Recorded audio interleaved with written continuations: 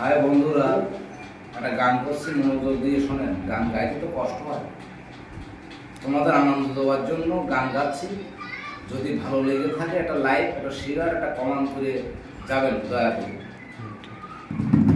হৃদয়ের মাঝে তুমি আসো তবু, এ বুকের মাঝে কেন পাই না?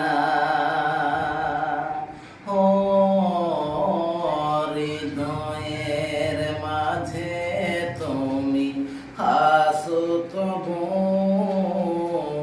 এ বুকের মাঝে